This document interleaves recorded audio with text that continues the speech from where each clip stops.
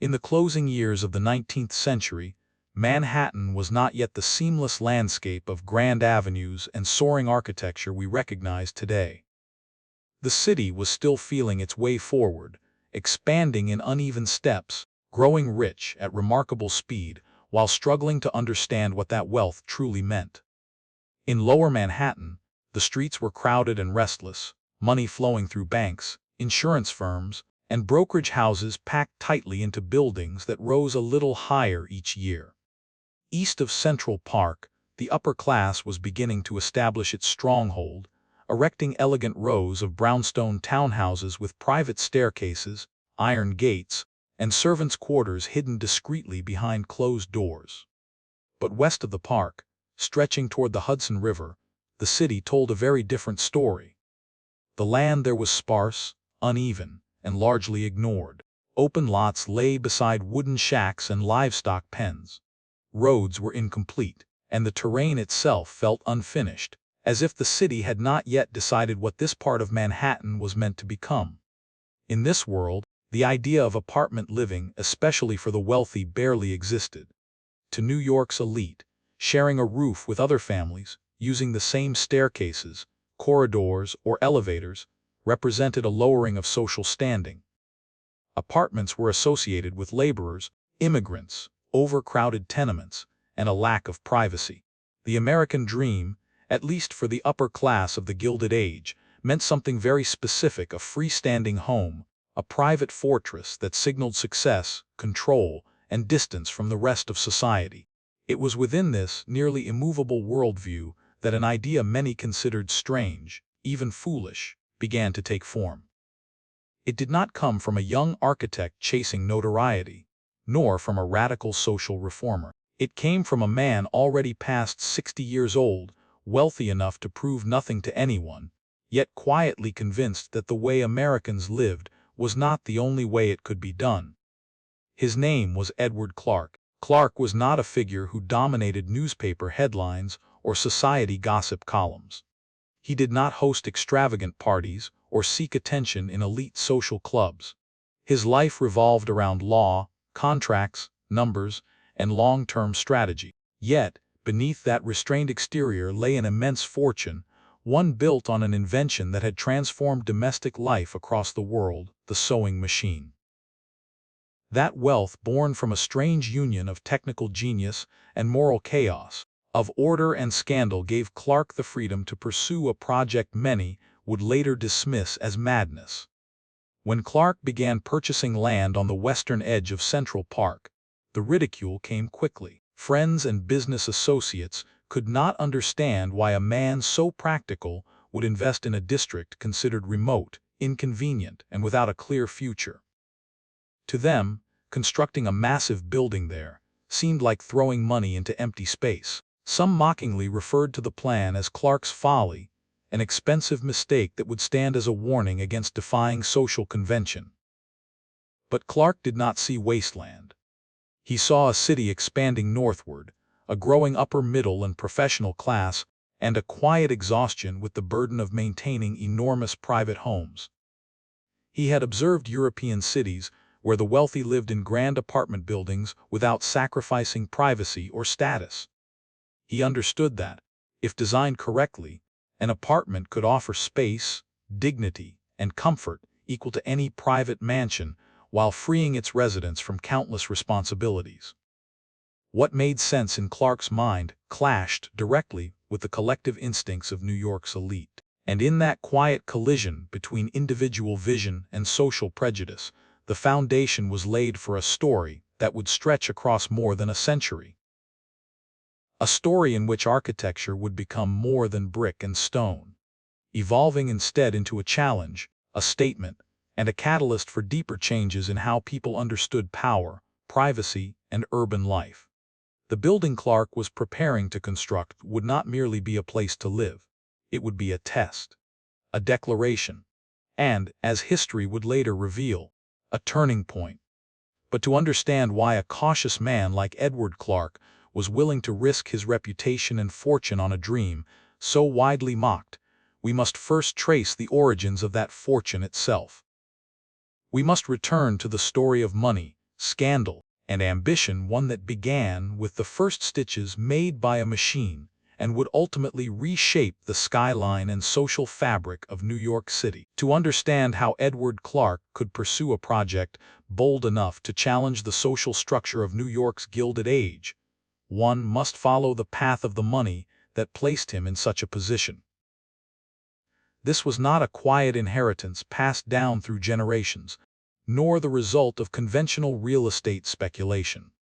The fortune behind this dream emerged from a young and rapidly evolving industry in the mid-19th century, one deeply tied to domestic life, women's labor, and the changing rhythms of modern existence, the sewing machine industry.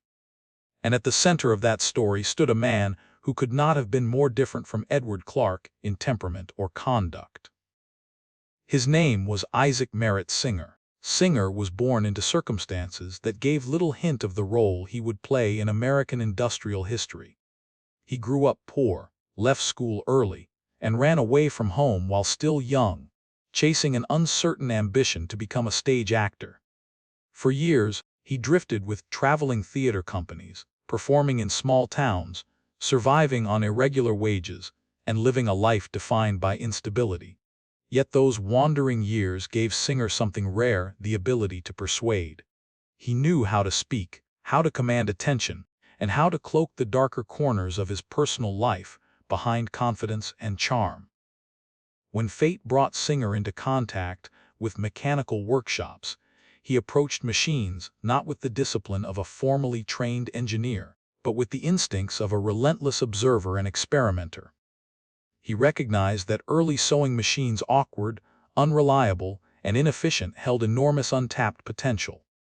In a short but intense period of work, Singer redesigned the mechanism, creating a machine capable of continuous stitching, handling curved seams, and operating at unprecedented speed. This was more than a technical improvement. It was the key to unlocking a mass market. But Singer was not suited to building a stable empire. His personal life was a continuous storm of scandal, involving multiple families, overlapping relationships, and prolonged legal battles. That chaos made him vulnerable, and it created the need for a partner who could impose order. Edward Clark, with his legal expertise and disciplined temperament, stepped into that role.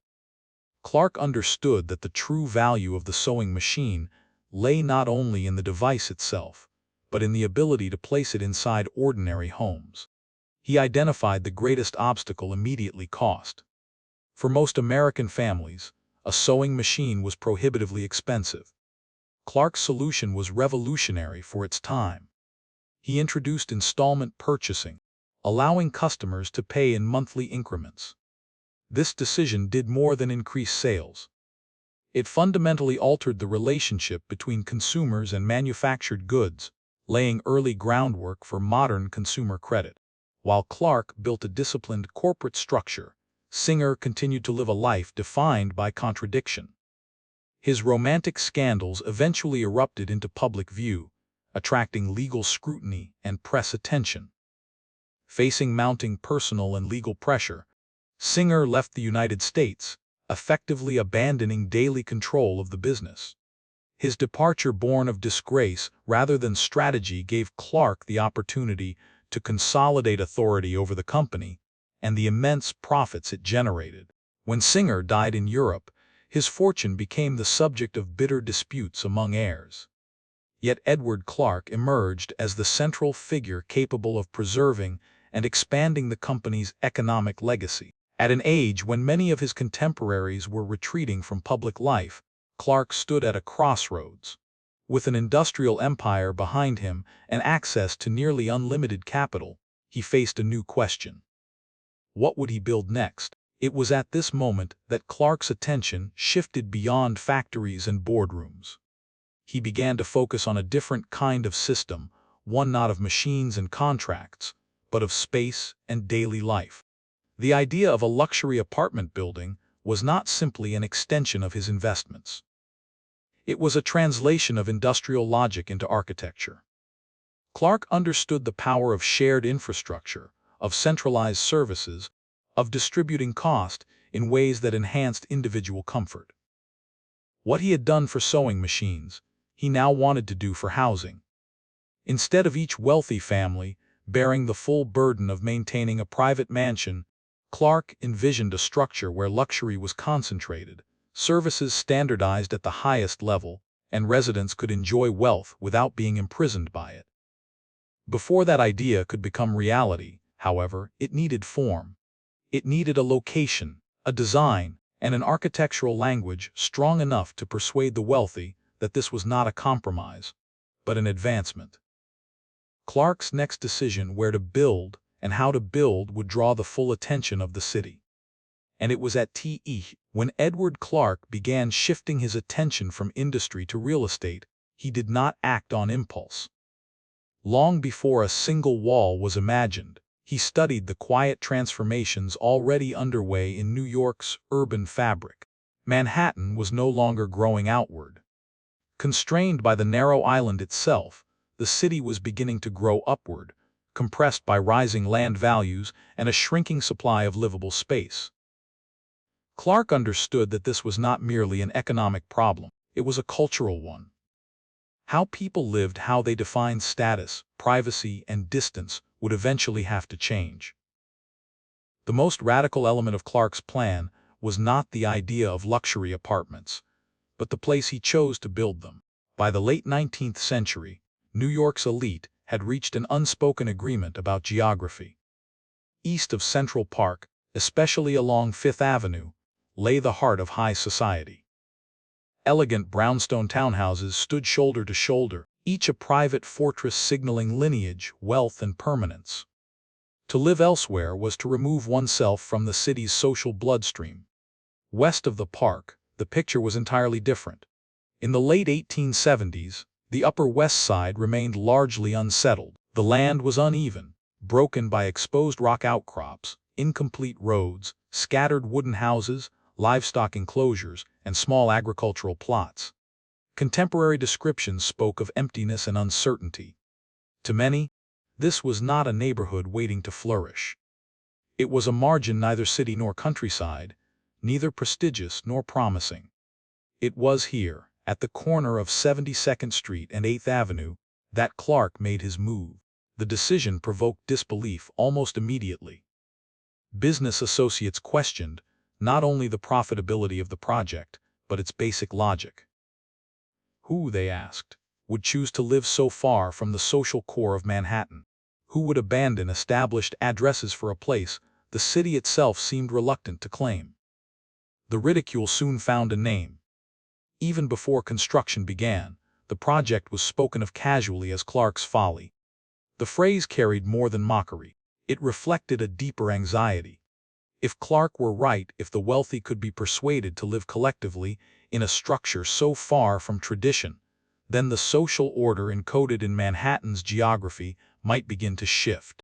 Clark was not blind to the practical challenges. Transportation, he knew, would determine everything. For years, the Upper West Side had remained isolated by distance and unreliable travel. Horse-drawn carriages were slow, inconsistent, and impractical for daily commuting. But the city was changing. By the late 1870s, the 9th Avenue Elevated Railway had begun operating, linking the western side of Manhattan to the city's commercial center. Loud, imperfect, and still experimental, the elevated line nevertheless transformed distance into time-predictable, manageable time. Clark recognized the significance immediately. Transportation precedes settlement. People follow rails. Where reliable movement exists, neighborhoods soon follow. Rather than compete for overvalued land east of the park, Clark placed his bet on a future that had not yet arrived. He chose to shape it instead. This choice revealed a dimension of Clark often overlooked. Though cautious in temperament, he was not timid. His boldness expressed itself through patience, not spectacle. He was willing to endure ridicule in the present for validation in the future. He did not need immediate approval. He trusted his analysis. The name chosen for the building reflected this duality. Dakota, to critics, evoked remoteness territories far from civilization, emphasizing how absurdly distant the project seemed. To Clark, who admired the language of American expansion, the name carried a different meaning. It suggested frontier, anticipation, and inevitability. What appeared distant today would soon be absorbed into the city's core. Clark did not rush the next step. He knew the building could not resemble an ordinary rental property. It needed authority. It needed presence. Above all, it needed to change perception before anyone ever stepped inside. For that, Clark sought an architect capable not just of construction, but of persuasion. His choice was Henry Janeway Hardenberg, young, ambitious, and already showing a rare ability to merge European architectural traditions with the practical demands of American urban life. In Hardenberg, Clark found someone who could transform a mocked idea into a physical argument made of stone and brick. At the moment the first drawings were prepared, the Upper West Side remained quiet and unfinished. But beneath that stillness, the city was already leaning northward. Clark's Folly, once a joke spoken lightly, was on the verge of acquiring mass, form, and gravity.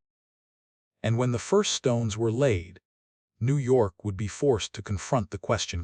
When Edward Clark and Henry Janeway Hardenberg began translating vision into physical form, they understood that this building could not merely satisfy the technical requirements of an apartment house.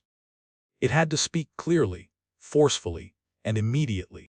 In a city where architecture functioned as a public language of status, where a facade could announce social rank more effectively than any introduction, Clark wanted the building itself to make the argument on his behalf. This was not to be a compromise. It was to be a declaration. Hardenberg approached the task with a seriousness uncommon for an architect still early in his career. Rather than inventing an entirely new style, he assembled a visual vocabulary already respected by America's elite, especially those who had traveled through Europe and absorbed its older urban traditions. The heavy masonry of German civic buildings, the steep roofs and ornamental detailing of French Renaissance forms, and the compositional balance of Central European town halls all found their way into the design. The result was a structure that felt both unfamiliar and reassuring. It was unmistakably American in scale and ambition, yet deeply rooted in the authority of the Old World. The building's sheer mass was its first statement. Occupying an entire city block, it rose 8 stories high, crowned by a complex pitched roof that concealed an additional level beneath. For residential construction in the early 1880s, especially in what was still considered a peripheral district, this scale was startling. Thick brick walls, sandstone trim, and terracotta detailing were not chosen for ornament alone. They conveyed permanence, protection, and weight. This was not a fashionable experiment. It was a structure meant to endure. One of Hardenberg's most consequential decisions was to organize the building around a vast internal courtyard. This was more than an aesthetic gesture. It was a solution to some of the most pressing problems of urban living. Light and air, often sacrificed in dense housing, were brought back into the center of daily life. Every apartment had windows facing either the exterior, the courtyard, or both, ensuring ventilation and daylight. In an era before mechanical climate control, this was a profound advantage. The main entrance itself was designed as a ritual. A massive arched gateway opened from 72nd Street, wide enough for carriages to pass through directly into the courtyard. Residents did not step from street to stairwell. They transitioned from the noise and exposure of the city into a controlled, protected interior world. That moment crossing the threshold reinforced Clark's central promise. Life here would be different. Inside, the social hierarchies of the Gilded Age were encoded discreetly into circulation and layout. Grand staircases and passenger elevators served residents, while separate corridors, stairs and service lifts allowed staff, deliveries, and maintenance to move unseen. These paths rarely intersected. The system preserved privacy while sustaining an extensive service infrastructure.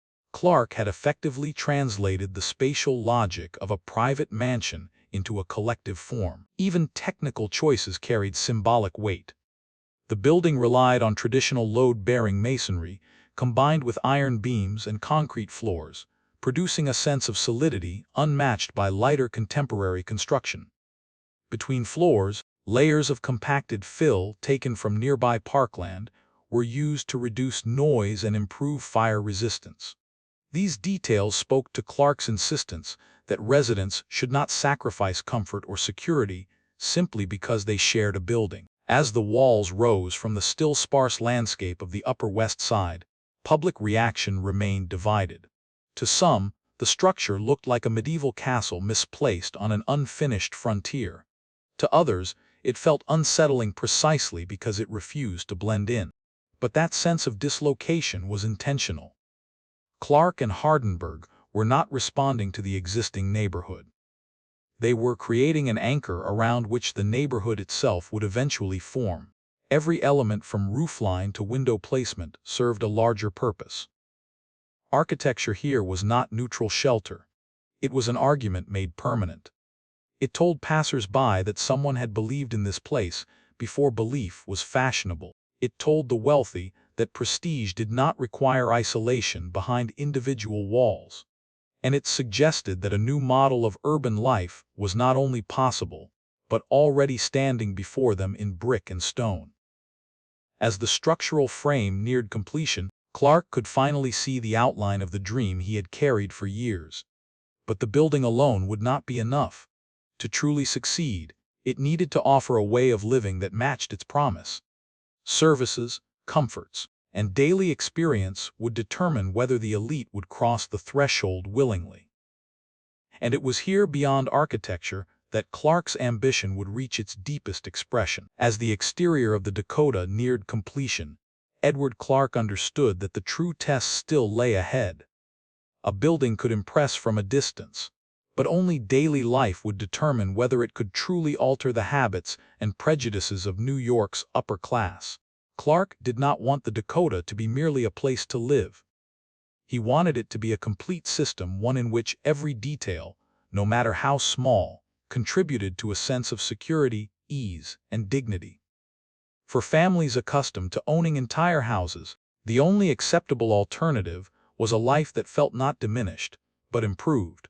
Inside the apartments, luxury revealed itself quietly through materials and craftsmanship rather than overt display.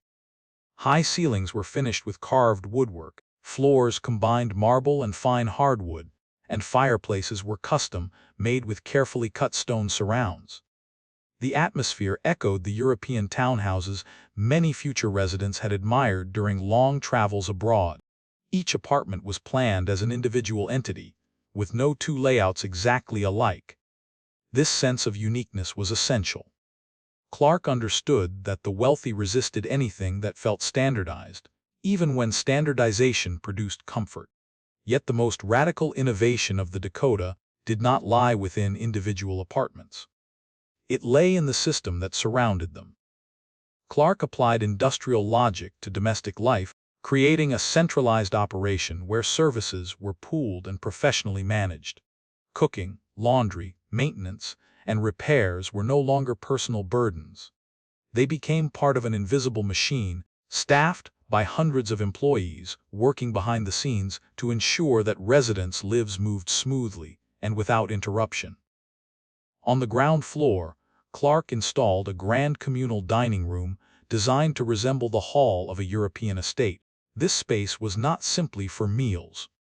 It functioned as a carefully controlled social environment, encouraging connection without sacrificing privacy. Residents could dine there by choice or have meals sent directly to their apartments via dumbwaiters connected to a central kitchen. In effect, the Dakota offered the discretion of a private home combined with the convenience of a luxury hotel, an almost unheard of arrangement at the time. The building's workforce was extensive enough that the Dakota operated as a small city unto itself. There were porters, carpenters, painters, electricians, plumbers, glaziers, seamstresses, and laundry workers, each with a defined role in the building's daily rhythm. Their task was not simply to respond to problems, but to prevent them. Hallways were kept spotless, woodwork polished, and heating systems carefully regulated through New York's harsh winters. Clark wanted residents to feel that the building itself was taking care of them quietly, efficiently, and without intrusion. Central heating was among the building's most important features. At a time when most homes relied on individual stoves and constant fuel management, a reliable shared system represented both comfort and safety. Fire risk was reduced, air quality improved, and daily routines simplified. Clark went further still, placing the building's power and mechanical operations in isolated areas to reassure residents concerned about noise or danger. Each decision blended engineering with psychology, efficiency with trust. Spaces for children and leisure were also carefully considered. Roof areas and auxiliary zones were imagined as safe places for play, removed from the hazards of busy streets and ongoing construction nearby. Gardens and shared spaces contributed to the sense that the Dakota was not a temporary residence, but a long-term community where families could settle and grow. Despite the scale of its services, the Dakota was never intended to feel busy or exposed. Circulation paths for staff were separated from those of residents, deliveries occurred out of sight, and logistical work remained largely invisible. Luxury here did not announce itself. It expressed itself by making complexity disappear, by transforming wealth into something easier to live with. By the time the final interior details were completed, the Dakota had become more than an architectural curiosity, rising from unfinished land. It was a complete proposition offered to New York's elite. The question it posed was simple, yet quietly radical. If one could live in a spacious, secure environment, fully serviced, without the endless demands of a private mansion, why cling to the old model at all? In the years to come, that question would begin to unsettle long-held assumptions, opening the door to a shift in urban life that Edward Clark had anticipated long before others were willing to imagine it. By the time the Dakota stood fully formed, its walls heavy with stone, its courtyard enclosed like a protected heart, Edward Clark was already nearing the end of his life. The project that had consumed his later years, that had drawn ridicule and skepticism from his peers, would never be something he experienced as a resident. Clark would not walk the corridors as an occupant, would not dine beneath the chandeliers, would not watch families settle into the spaces he had so carefully imagined. History would remember the building. The man behind it would quietly fade. Clark died in the late 1880s, before the social consequences of his experiment fully revealed themselves. His passing drew little public spectacle. There were no grand headlines announcing the loss of a visionary, no immediate recognition that New York had just lost one of its most consequential urban thinkers. In keeping with his character, Clark departed without ceremony, leaving behind ledgers, contracts, and a structure that would have to speak for itself. At the time of his death, uncertainty still surrounded the Dakota's future. While the building was complete, its cultural legitimacy remained untested. Many within the city's elite continued to see apartment living as a temporary compromise, suitable perhaps for bachelors or widows, but not for families seeking permanence and status. Clark's absence meant that no single figure remained to champion the idea with his particular blend of authority and restraint. Yet the systems Clark had put in place were resilient. Ownership and management passed smoothly to successors who understood his philosophy. They preserved the building's standards, resisted the temptation to dilute its exclusivity, and maintained its services at the level Clark had demanded. There would be no rush to fill apartments at any cost. Vacancy was preferable to the wrong kind of resident. Reputation, once lost, could not be rebuilt. Slowly, almost imperceptibly, attitudes began to shift. Families drawn by curiosity, practicality, or quiet exhaustion with maintaining private houses crossed the threshold. They discovered that apartment life at the Dakota did not erode dignity. It restored time. The daily labor of managing servants, heating systems, repairs, and security dissolved into a background hum. Life became simpler, not smaller. The Upper West Side, once dismissed as remote and unfinished, began to respond. Streets improved. Transportation grew more reliable. Businesses followed residents. What had seemed isolated only years earlier was steadily absorbed into the city's expanding core. The building no longer looked misplaced. It looked prophetic. Ironically, it was Clark's absence that allowed the idea to mature. Without its creator present to defend or explain it, the Dakota was forced to succeed on its own terms. There were no speeches to persuade skeptics, no personal assurances to hesitant tenants. The building persuaded through experience, through routine, through the quiet accumulation of lives lived well inside its walls.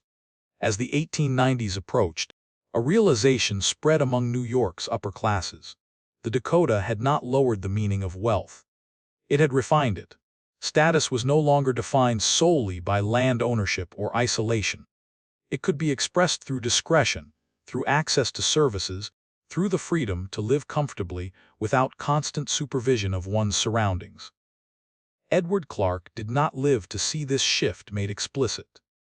He did not witness the moment when apartment living crossed the threshold from curiosity to aspiration. But the city was now moving in the direction he had anticipated, reshaping itself around principles he had quietly introduced. The building remained, steady and indifferent to opinion, as generations passed through its gates. And with each family that settled inside, Clark's wager gained strength. What had once been mocked as folly had become precedent. Yet the story of the Dakota was far from complete. In the decades ahead, the building would take on meanings Clark could never have predicted, becoming a stage for art, fame, obsession, and tragedy. Its walls would absorb stories darker and more public than any architectural debate. To understand how a structure born from rational planning and social ambition could later become a symbol of cultural myth and collective trauma, we must follow its story beyond Clark's lifetime into the 20th century, when the Dakota would cease to be merely a place to live and become something far more charged. As the 19th century gave way to the 20th, the Dakota began to assume a role its creator had never explicitly planned, yet quietly enabled. What had started as a rational experiment in elite urban living gradually transformed into something more elusive. The building became a magnet not only for wealth, but for influence, creativity, and cultural presence. Its walls, designed for privacy and order, would soon shelter individuals whose work shaped how America saw itself. By the early 1900s, the stigma once attached to apartment living had largely dissolved among New York's upper class. The city had grown denser, faster, louder. Private townhouses, once symbols of permanence, increasingly felt like burdens expensive to maintain and exposed to the street's relentless pace. The Dakota offered an alternative that felt both dignified and insulated. It was close enough to the city's pulse to matter, yet distant enough to preserve a sense of control. Artists, writers, and musicians were among the first to recognize this balance. Unlike the financial elite of Fifth Avenue, they valued discretion over display. The Dakota's massive walls, internal courtyard, and tightly managed access created an environment where public figures could retreat without disappearing. Fame could be contained. Work could be done. Over time, the building attracted composers, actors, conductors, and intellectuals whose reputations extended far beyond New York. Living at the Dakota became less about address and more about affiliation. It signaled membership in a particular cultural stratum, one that prized seriousness, discipline, and longevity over novelty. The building's refusal to modernize aggressively, to chase fashion, or to dilute its standards only strengthened this identity. The neighborhood itself evolved in response. Central Park West, once considered secondary to the elegance of Fifth Avenue, emerged as a corridor of quiet authority. Its architecture favored breadth and permanence over ornament. The Dakota stood as its anchor, older, heavier, and more assured than anything rising around it. New buildings followed, but none displaced its presence. Inside, daily life continued with deliberate calm. Elevators moved slowly. Staff enforced rules with discretion. Children grew up within its walls, largely shielded from the city's volatility. This atmosphere fostered continuity. Residents stayed for decades. Generations passed through the same apartments. Stories accumulated, layered invisibly into the building's routines. By the mid-20th century, the Dakota was no longer simply admired for what it was. It was revered for what it represented. In a city obsessed with reinvention, it embodied resistance to erasure. It suggested that certain forms of architecture, of living, of social order could endure without becoming obsolete. This endurance carried a subtle cost. The building's isolation, once a promise of safety, also intensified its mystique. Outsiders speculated about what occurred behind its gates. Its shadowed entrances and fortress-like profile invited projection. In popular imagination, the Dakota began to feel less like a residence and more like a stage one, where private lives unfolded beyond public reach. That tension between protection and secrecy would deepen as media culture expanded and celebrity became more intrusive. The very qualities that had drawn artists to the Dakota, privacy, control, separation, would later place it under a harsher, more curious spotlight. By the time the building entered the final decades of the 20th century, it had fully crossed a threshold. It was no longer just part of New York's architectural history. It had become part of its emotional geography, a place where art was made, lives were guarded, and meanings accumulated far beyond stone and mortar. And it was precisely then, when the Dakota had settled into its role as a cultural sanctuary, that history would return to it with sudden, irreversible force. An event would occur at its gates that would bind the building forever to loss, memory, and global attention. To understand how a structure designed for order and protection became inseparable from one of the most shocking moments in modern cultural history, we must move closer to the night when privacy collapsed and the world was watching. By the late 1970s, the Dakota had become a sanctuary of last resort for those whose lives unfolded under constant observation. Its routines were predictable, its entrances controlled, its distance from the street carefully managed. For residents accustomed to attention, the building offered something increasingly rare: the illusion that the world could be kept at arm's length. Among those who relied on that illusion was John Lennon. After years of public turbulence, activism, exile, and scrutiny, Lennon had returned to New York seeking a quieter rhythm. With Yoko Ono, he chose the Dakota not for grandeur, but for insulation. Here life could be reduced to routines: morning walks, studio sessions, time with family. The building's massive walls promised separation between the private self and the relentless machinery of fame. On the evening of December 8, 1980, that separation failed. Lennon and Ono left their apartment and passed through the arched gateway onto Central Park West. It was a familiar threshold, crossed countless times without incident. The city moved as it always had. Cars passed, lights flickered, the routine felt intact. Within moments, it would be shattered. The shots were abrupt, almost unreal. Sound cut through the night with a violence that defied comprehension. In the space between recognition and understanding, the idea of safety dissolved. Lennon fell just steps from the entrance that had symbolized protection. The gate designed to filter the city stood open, helpless against the sudden intrusion of irreversible harm. Emergency response was immediate, yet powerless. The street that had served as a buffer between public and private became a stage watched by the world. News traveled faster than disbelief could settle.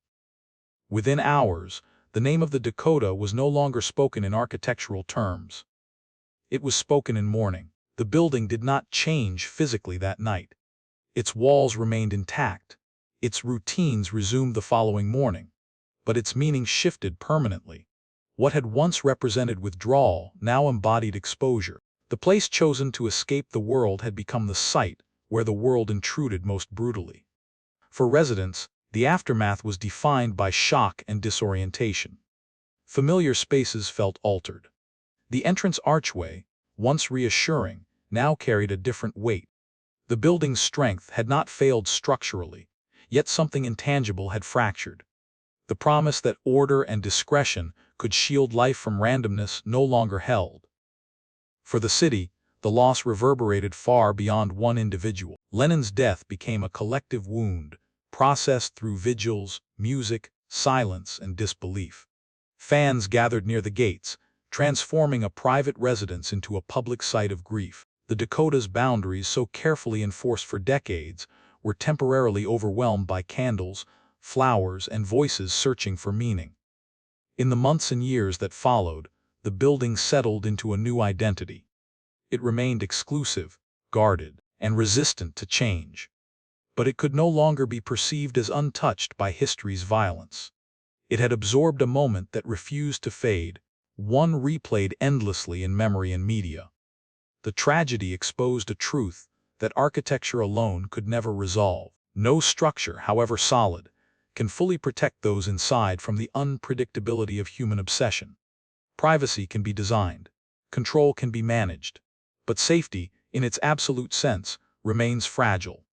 From that night forward, the Dakota existed in two timelines at once, one defined by its original vision of order and permanence, the other marked by a single moment when those ideals collapsed in public view. Both realities now coexisted, inseparable, shaping how the building would be understood by generations who never crossed its threshold. And as time moved on, the question no longer centered on what the Dakota was meant to be. It centered on how a place carries memory, how stone and space become witnesses to events they could neither prevent nor forget. In the days following the night of loss, the Dakota entered a state that architecture alone had never prepared it for. The routines that once defined the building, controlled entrances, quiet courtyards, regulated movement, were interrupted by something no management plan could contain. Grief spilled outward, transforming private space into public memory. Crowds gathered along Central Park West, not out of curiosity, but out of a need to stand near the place where meaning had collapsed. Candles lined the pavement. Flowers accumulated at the gates. Music drifted across the street late into the night, not amplified, not organized, but shared. The Dakota, long protected from attention, became a focal point for collective mourning. Across the street within Central Park, a quieter response emerged. Over time, a dedicated space would take shape: Strawberry Fields, not as a monument of stone and authority, but as a place of pause. Its simple mosaic, bearing a single word, invited reflection rather than spectacle. Together, the park and the building formed a dialogue, one open and communal, the other closed and guarded, both bound by memory. For residents of the Dakota, the period that followed was defined by recalibration. Security increased. Access tightened. Silence returned, but it was no longer the same silence. It carried awareness. Every entry and exit now passed through a space layered with significance. The building resumed its role as a residence, yet its public meaning could no longer be controlled. It belonged to history as much as to those who lived within it. Media attention never fully receded. Documentaries, books, and retrospectives returned repeatedly to the image of the arched gateway, framing it as both threshold and boundary. The Dakota became shorthand, a visual reference for vulnerability, for the limits of retreat. Its name no longer required explanation. It evoked a moment, an absence, and a question that resisted closure. At the same time, myths began to gather. Stories circulated about the building's atmosphere, its weight, its shadows. Some were exaggerated, others entirely imagined. Yet myth thrives where memory remains unresolved. The Dakota's fortress-like form invited projection, and the tragedy gave those projections emotional force. Architecture, once neutral, became symbolic terrain. Despite this, daily life continued inside. Children grew older.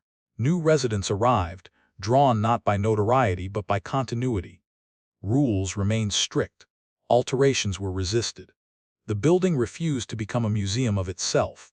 That refusal, quiet, deliberate, was perhaps its most powerful response.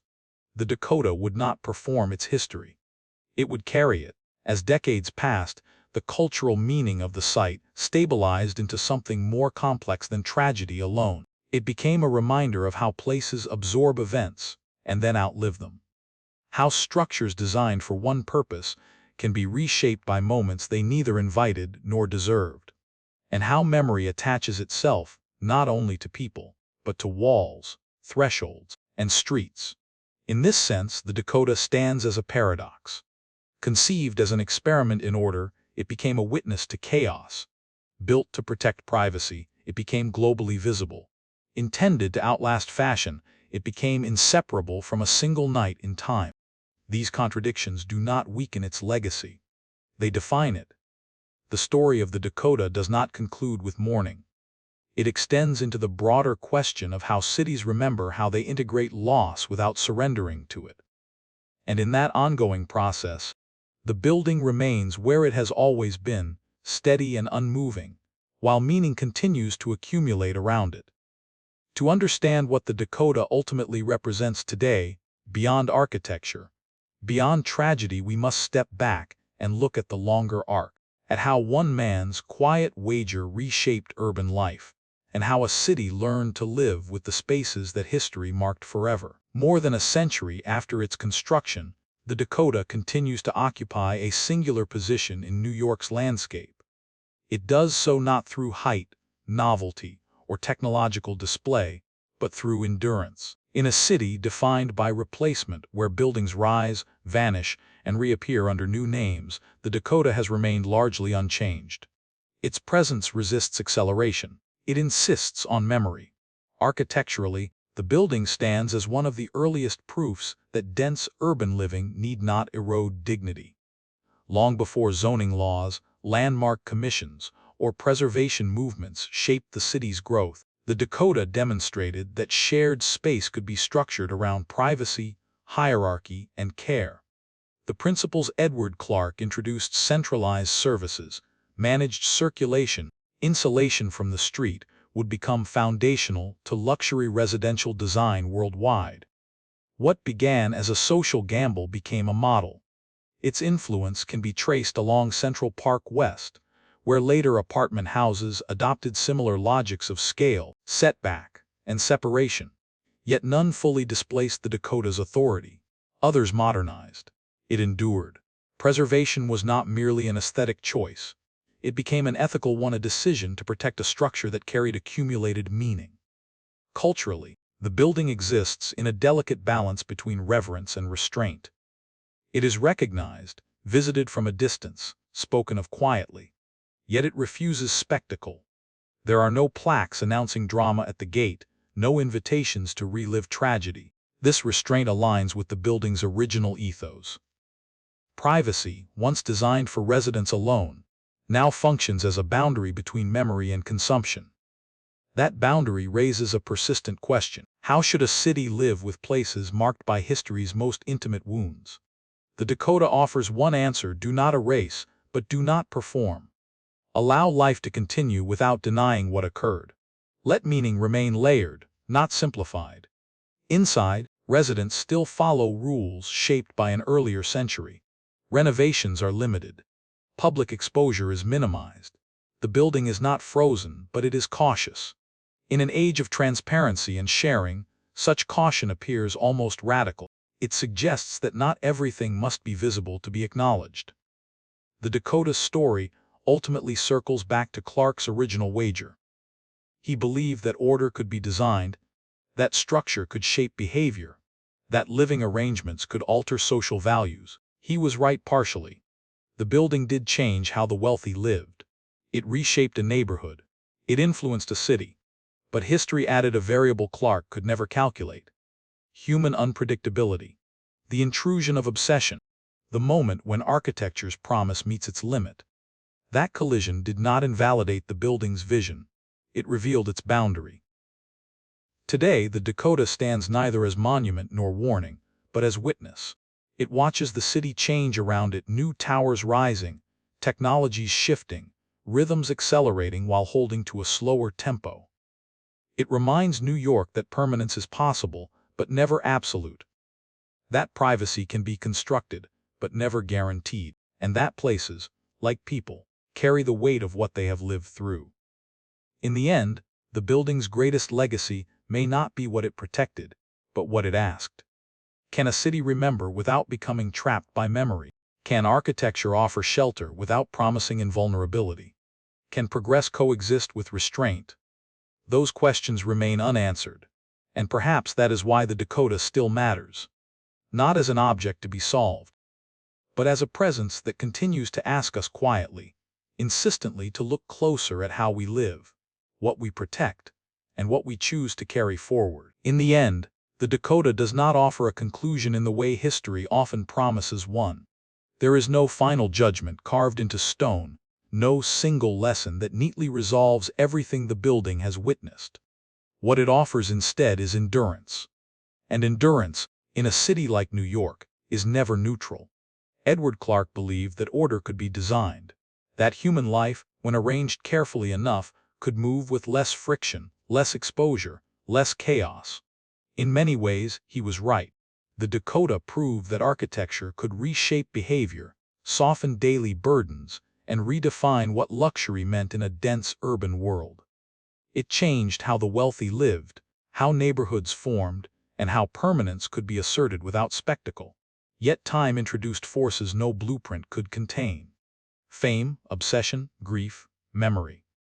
The building absorbed them all without protest, standing unchanged while meaning accumulated around it. What was once an argument for rational living became a vessel for emotional history.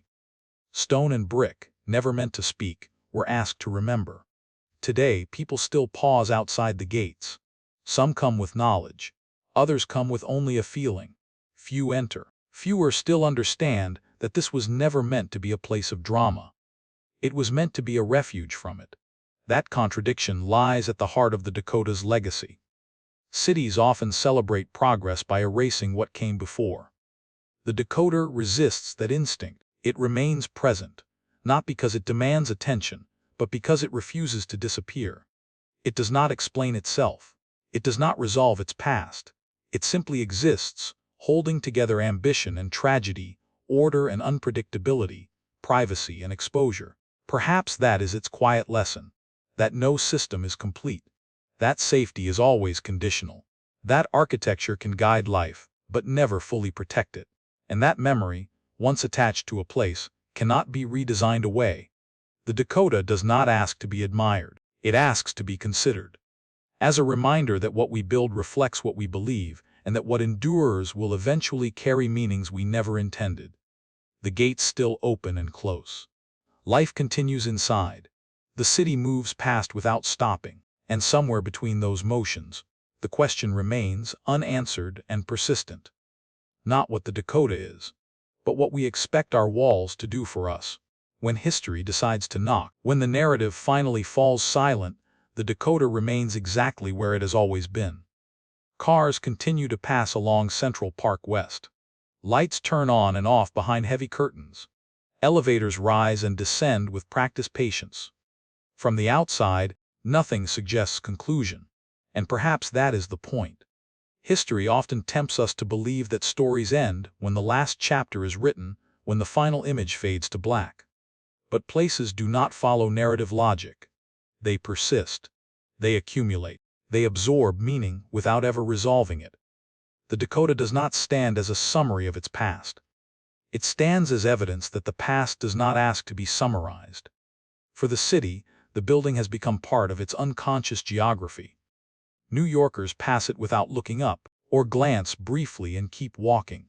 It is known without being examined, familiar without being understood. In this way, the Dakota mirrors the city itself, a place layered with ambitions, failures, triumphs, and losses, all moving forward at the same time. Edward Clark's original vision was never about legacy. It was about function, about solving a problem he believed would only grow more urgent: how to live well together in a crowded world. He could not foresee how that solution would be tested, stretched, and marked by forces beyond design. Yet the building's survival suggests something quietly powerful. Even when certainty collapses, structure can remain. The Dakota has witnessed the transformation of Manhattan from a 19th-century experiment into a global symbol. It has watched technologies replace one another, values shift, and attention accelerate. Through all of it, the building has refused reinvention, not out of nostalgia, but out of discipline. Change, here, happens slowly if at all. That restraint offers a final contrast. In an age that demands constant visibility, the Dakota continues to practice withdrawal. It does not explain itself to passers-by. It does not narrate its own pain. It leaves interpretation to those willing to pause long enough to feel the weight of what endurance means. Perhaps this is where the story truly ends. Not with tragedy, or triumph, or even memory, but with continuity, with the unsettling realization that the world does not stop for meaning. It moves on, carrying places like this with it, unchanged on the surface, transformed beneath. The Dakota does not belong to history alone. It belongs to the present tense, to the lives unfolding quietly inside, to the city that has grown around it, and to the unanswered questions it continues to hold about safety, privacy, ambition, and the limits of what we can ever design away. When the camera pulls back, when the voice fades, when attention turns elsewhere, the building remains. Silent, unresolved, still asking nothing. And in that silence, New York continues to live. Seen in the early light of morning, the Dakota appears almost ordinary. Stone warms under the sun. Windows reflect the movement of trees across Central Park. The city exhales into another day. From a distance, nothing suggests the density of meaning held within those walls. And yet, that contrast between appearance and accumulation is precisely where the story settles. Architecture is often asked to do too much. We expect buildings to protect us, to organize our lives, to stand between us and uncertainty. Edward Clark believed that careful design could reduce friction, restore time, and offer dignity in a crowded world. In that belief, he was not naive. He was precise. The Dakota fulfilled its practical promises with rare consistency. It made shared living feel private. It made density feel deliberate. It proved that order could be built. But architecture cannot promise immunity. It cannot calculate obsession, foresee rupture, or absorb grief without consequence. What it can do, what the Dakota ultimately demonstrates, is endure without explaining. It can hold contradictions without resolving them. It can allow life to continue while refusing to forget.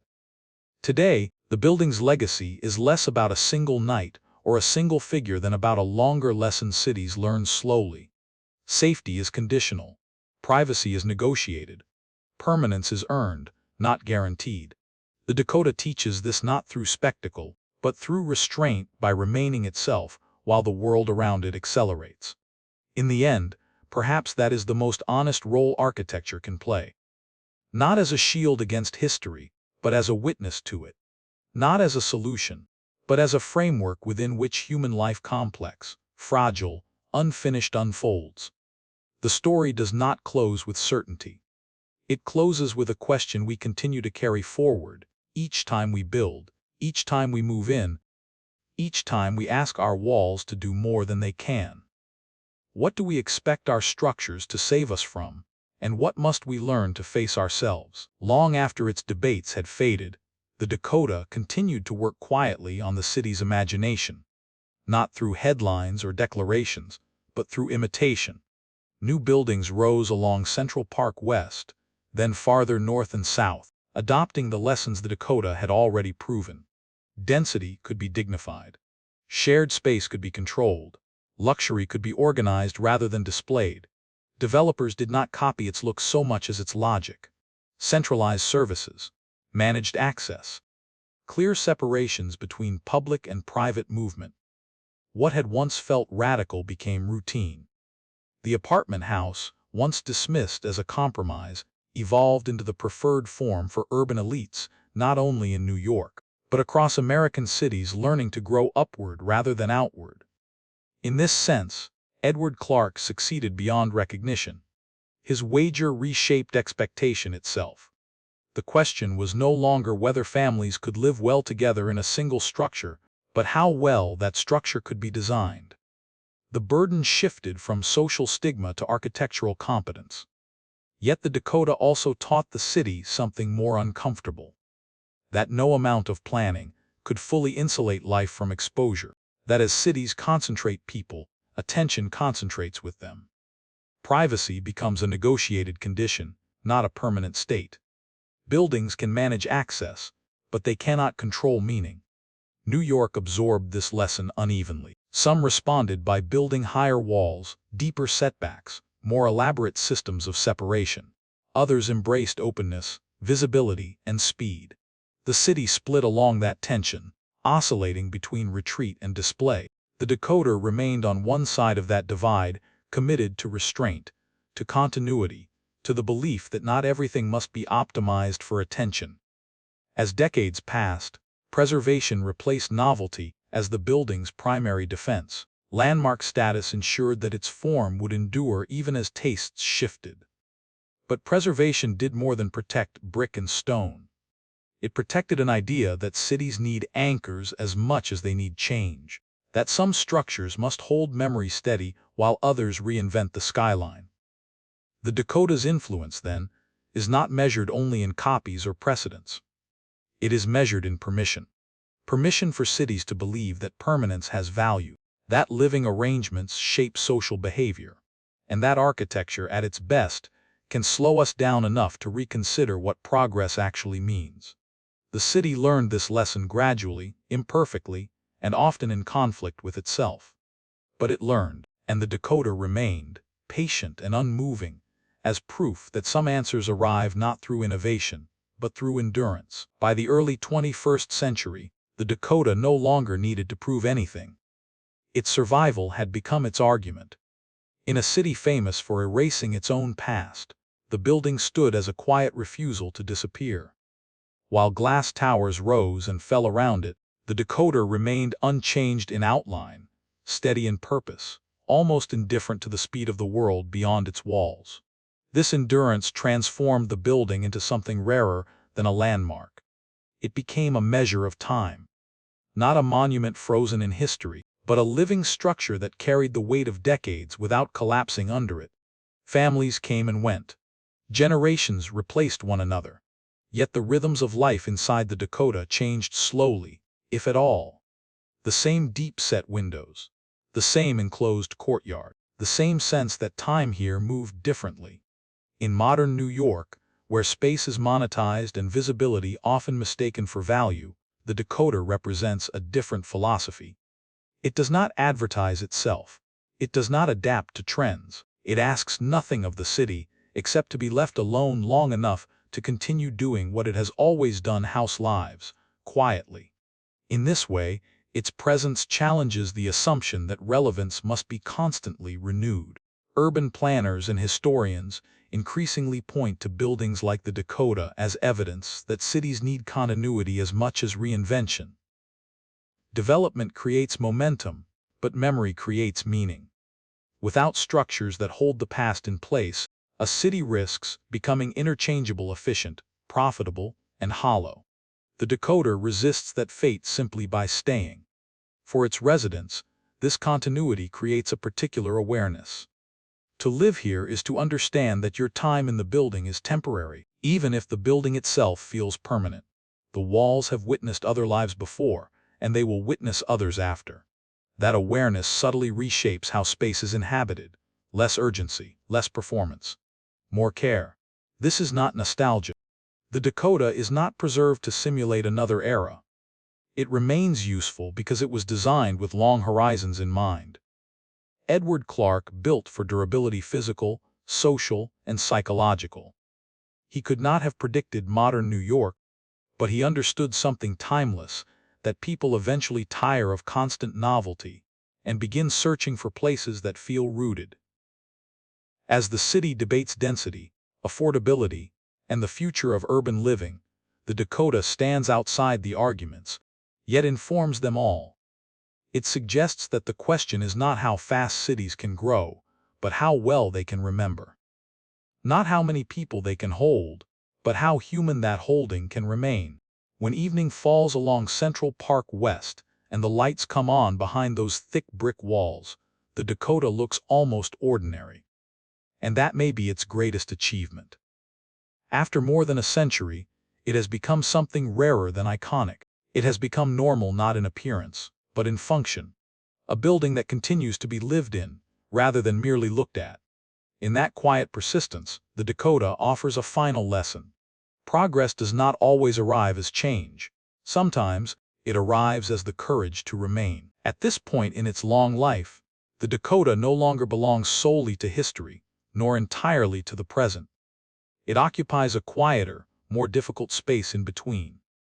A place where time does not resolve into conclusions, but accumulates. Where meaning is not declared, but carried forward, year after year, by people who may never think of themselves as participants in a historical narrative. Edward Clark did not set out to build a symbol. He built a solution. A response to a city under pressure, to wealth-seeking order, to density-demanding structure. Yet the true legacy of his decision lies not in what he solved, but in what he left unresolved. The Dakota never answered the question of how cities should live. It simply asked it, and allowed the question to remain open. Over more than a century, the building has been tested by forces its creator could not have imagined. Mass media, celebrity culture, global tourism, digital visibility. Each of these pressures eroded the very idea of privacy that the Dakota was designed to protect. And yet, the building did not surrender. It adapted cautiously, defensively, often stubbornly. Not by sealing itself off completely, but by insisting that some boundaries still matter. This insistence is what makes the Dakota relevant now. In an era when personal space is constantly negotiated, documented, and monetized, the building stands as a counterargument. It suggests that privacy is not an outdated luxury, but a condition worth defending. That silence can be valuable. That not every place must explain itself to the world. For those who live inside, the Dakota is not a metaphor. It is a daily reality. Groceries carried through the same entrance used for generations. Footsteps echoing along corridors worn smooth by time.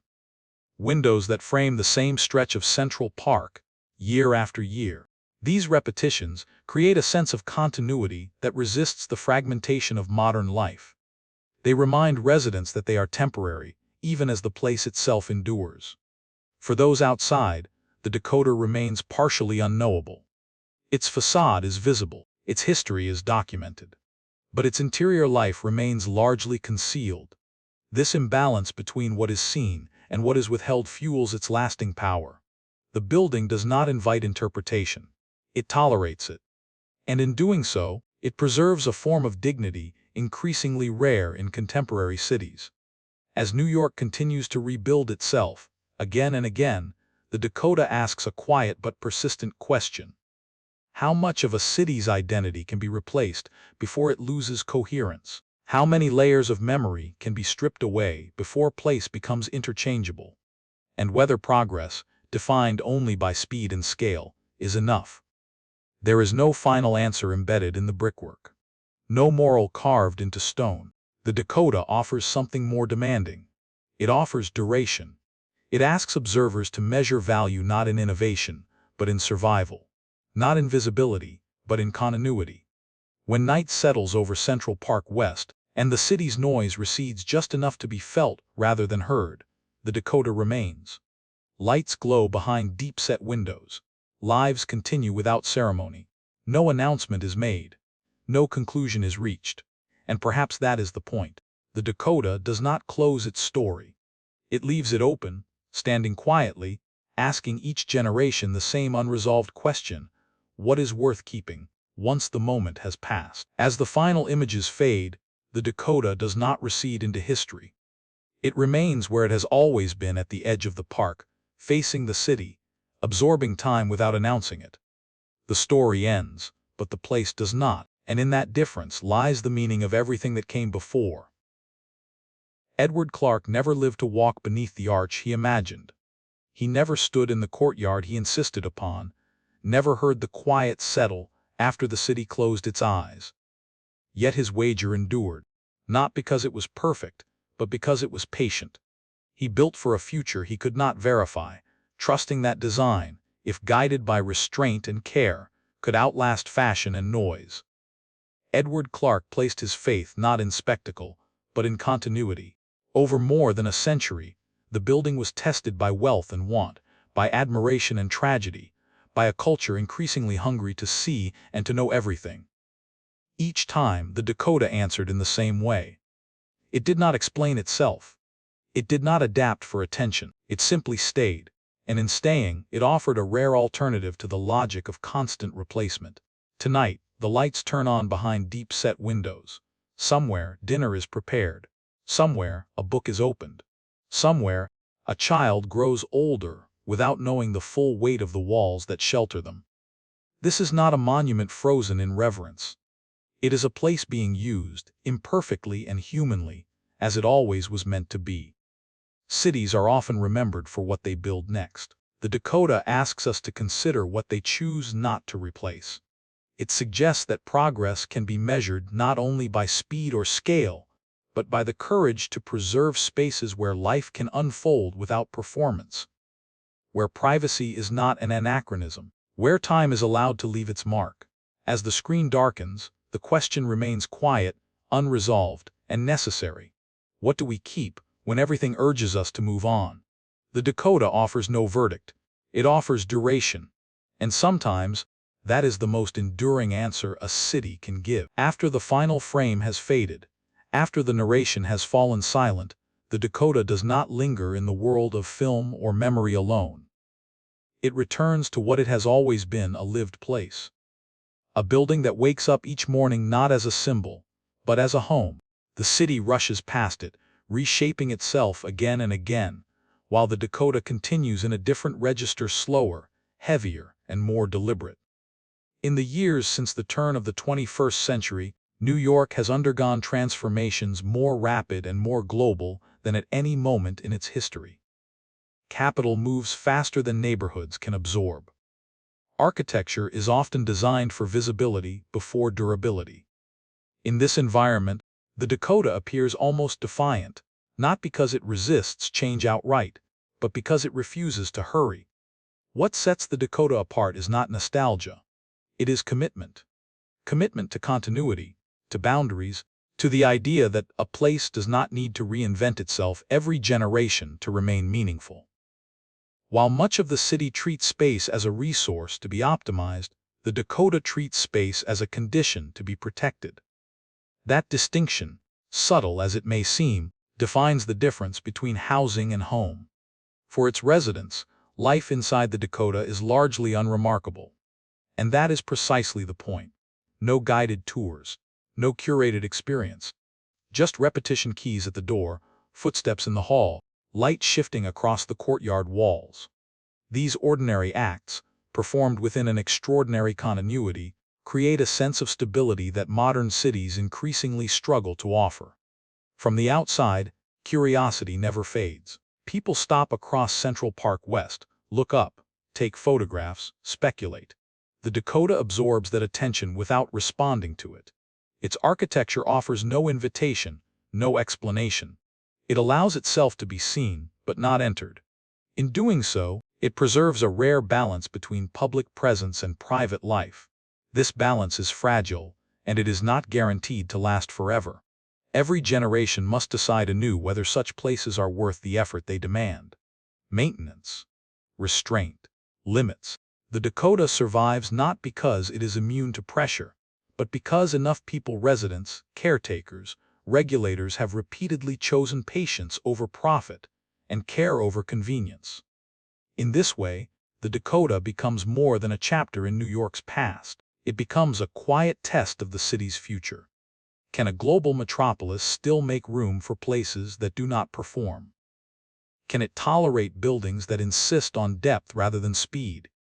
Can it accept that some value reveals itself only over time? As morning light settles on Central Park West, the Dakota remains unchanged in silhouette, but never static in meaning.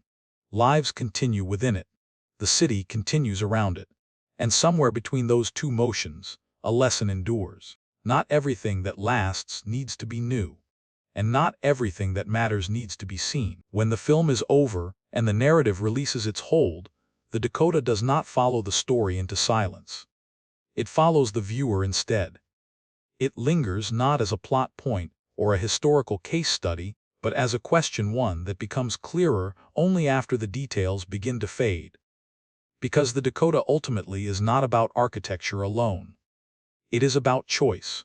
The choice to slow down in a city addicted to speed. the choice to protect privacy in a culture that rewards exposure, and the choice, repeated across generations, to preserve something not because it is profitable, but because it gives shape and meaning to life lived within it. For the modern viewer, this question is unavoidable. Cities today are no longer built primarily for permanence.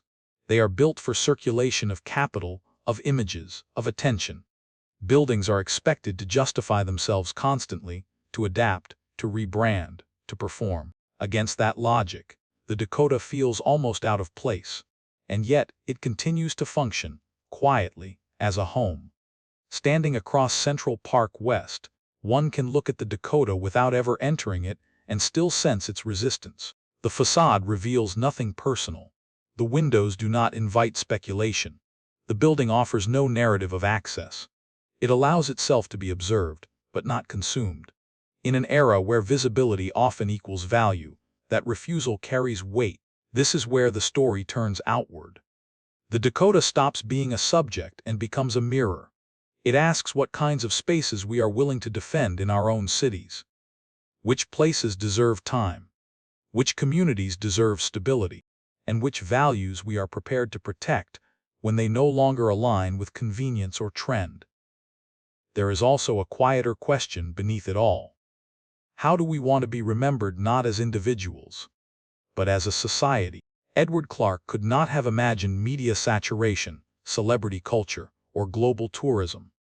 But he understood something elemental, that the spaces we build shape how we live long after we are gone. His legacy is not fame. It is continuity. Edward Clark left behind a structure that asks future generations to think before they replace. The Dakota does not tell viewers what to believe. It does not argue. It does not persuade. It simply exists, allowing its longevity to speak where language fails. In doing so, it challenges the assumption that progress must always be visible, immediate, and new. When the viewer turns away from the screen and back to their own city, the question follows them. What would it mean to build something meant to last longer than relevance? What would it take to let a place grow old with dignity? The Dakota offers no answers. It never has.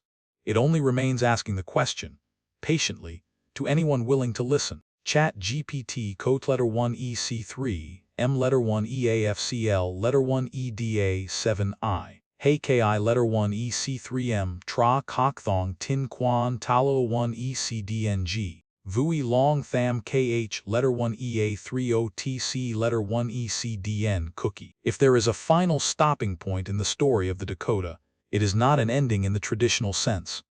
Nothing closes. Nothing resolves. The building does not offer a conclusion, because its purpose was never to complete a narrative.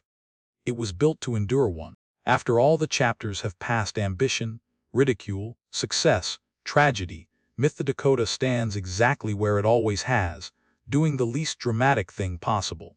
It continues. In a city defined by motion, this quiet persistence becomes its final statement. New York today is louder, faster, and more exposed than at any point in its history. Buildings rise as investments before they rise as homes. Neighborhoods rebrand themselves in cycles shorter than a human generation. Against this backdrop, the Dakota feels almost anachronistic. Not because it is old, but because it refuses urgency. It does not compete. It does not adapt for attention. It simply maintains its right to remain. This is where the story leaves history and enters reflection. The Dakota forces us to consider whether endurance itself is a form of progress. Whether stability can be as valuable as innovation. Whether a city that never pauses can truly remember who it has been. Edward Clark never imagined this role for his building. He wanted order, dignity, and a workable future for urban life. Yet by building something meant to last rather than impress, he created a space capable of absorbing meanings far beyond his intent. Edward Clark did not design a monument. He designed a structure strong enough to be claimed by time. Inside the Dakota, life remains ordinary. Meals are cooked, doors are closed, conversations fade into silence. Outside, the building carries a weight it does not acknowledge. It has become a reference point, a reminder that some places gain value not by changing with the world, but by holding steady as the world changes around them. As this final part ends, the viewer is left not with an image of loss or triumph, but with restraint, with the understanding that some stories are not meant to crescendo. They are meant to settle. The Dakota does not insist on being remembered. It survives long enough to make forgetting impossible. And perhaps that is the final meaning of this place, not that it represents the past, but that it proves the future does not always require erasure. The screen fades, the city continues, and the Dakota remains. Long after the camera has stopped recording, the Dakota continues to exist in a way few structures ever do, not as a spectacle, not as a destination, but as a presence that subtly alters how the city feels around it. It does not demand remembrance. It allows remembrance to arrive on its own terms. For those who pass by without stopping, the building becomes part of the background rhythm of Central Park West. A familiar silhouette, a shadow at certain hours of the day. For others, it is a pause, a moment of slowed steps, a glance upward, an awareness that something older and heavier is sharing the same present moment. In both cases, the effect is quiet, almost imperceptible, and yet it endures. What the Dakota ultimately leaves behind is not a lesson carved into history, but a disposition, a way of thinking about space, about time, about restraint. It suggests that cities do not need to explain everything they contain, that some places earn their value precisely by resisting interpretation. That meaning can be cumulative rather than declarative. Edward Clarke's decision, made in an unfinished part of a 19th century city, now ripples outward in ways he could never have anticipated. Not because the building became famous, but because it remained useful. Edward Clarke trusted durability over persuasion, patience over acclaim. The city, in time, learned to live with the consequences of that trust. As urban life becomes increasingly compressed, more visible, more monitored, more accelerated, the existence of places like the Dakota grows more fragile and more necessary at the same time. They remind us that privacy is not a relic, that continuity is not stagnation, and that not all progress announces itself with change. This is the echo that lingers after the story ends. Not a sound, but a posture. The sense that something solid remains beneath the city's constant motion. That amid reinvention, there are still structures willing to hold their ground without insisting on attention. When night settles and the street grows quieter, the building offers no signal that it has been understood. It does not confirm meaning. It does not seek closure. It simply stands, allowing the city to move past it again and again, carrying forward whatever each generation chooses to take from its presence. And perhaps that is the final inheritance the Dakota offers. Not an answer, but a way of standing still long enough for better questions to form. When attention finally drifts elsewhere, the Dakota does not follow it. The building remains, practicing a form of patience that cities rarely reward. It does not compete for relevance. It does not translate itself for new audiences. It holds its ground and allows time to do what it always does: separate what matters from what merely passed through. This is the inheritance the Dakota leaves behind. Not a style to imitate, nor a tragedy to revisit, but a standard of restraint. It suggests that continuity can be an active choice, that refusing to accelerate is sometimes an act of care, and that a place can be meaningful without becoming legible to everyone. The city around it will continue to change. Streets will be repaved, towers will rise and fall, neighborhoods will rename themselves. Yet the presence of the Dakota introduces a subtle counterweight. It slows the imagination just enough to ask whether every improvement requires replacement, whether every future must begin by erasing what came before. Edward Clarke did not leave instructions for this outcome. He left a structure capable of surviving it. In doing so, he demonstrated a form of foresight that is difficult to recognize in the moment and easy to misunderstand later. He built something sturdy enough to be reinterpreted without collapsing physically or symbolically. For residents, the inheritance is practical and intimate. A home that does not demand performance. A routine that does not require explanation. A boundary that still holds. For the city, the inheritance is more abstract but no less real. A reminder that places can earn trust over time, and that trust, once earned, becomes part of a city's moral infrastructure. If there is a final image to hold, it is not of gates or walls, but of continuity. Lights turning off one by one. A corridor settling into silence. Another day concluded without ceremony. This ordinariness, sustained over generations, is the quiet achievement the Dakota offers.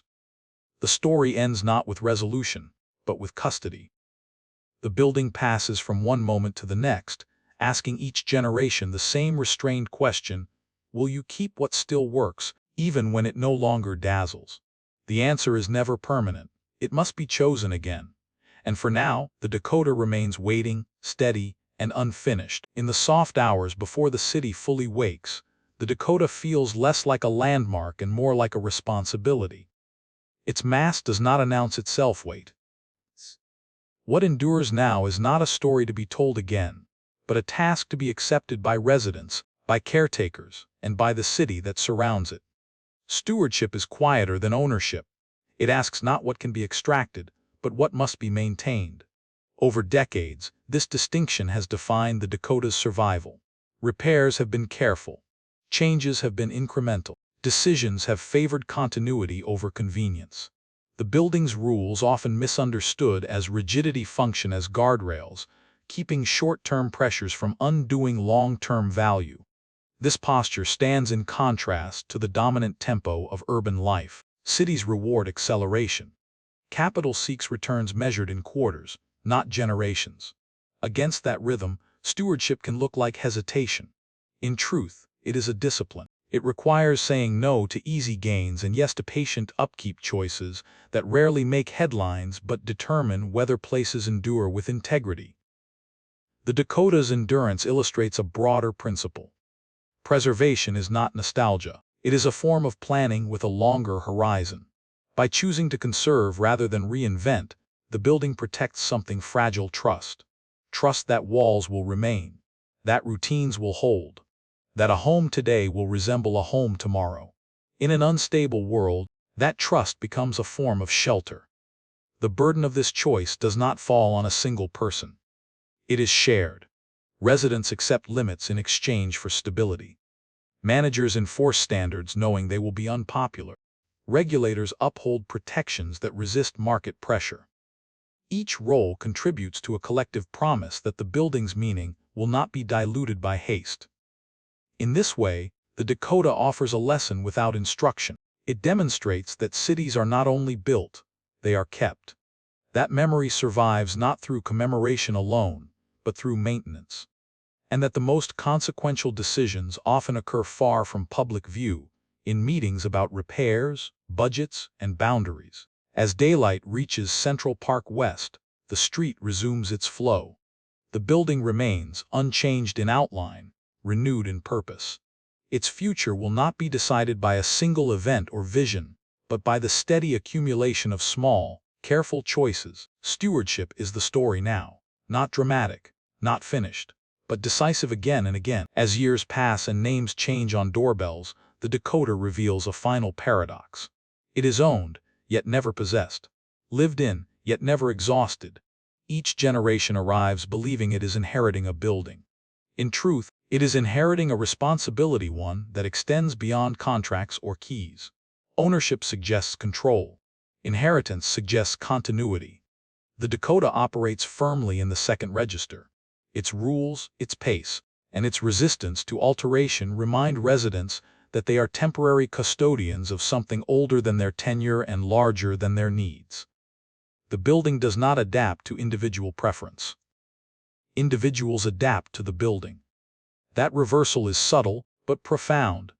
This arrangement reshapes behavior. Renovations are approached with humility.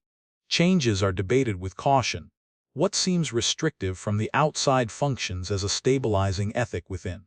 The question is never what do I want now, but what will still make sense later. Time, not novelty, becomes the measure of value.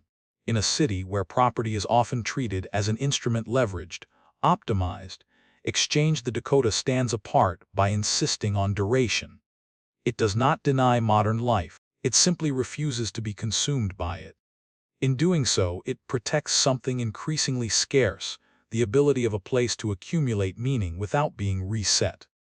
Across Central Park West, the city continues its cycles. New residents arrive with new expectations. Old buildings are reimagined or replaced. The decoder remains, not as opposition, but as counterbalance.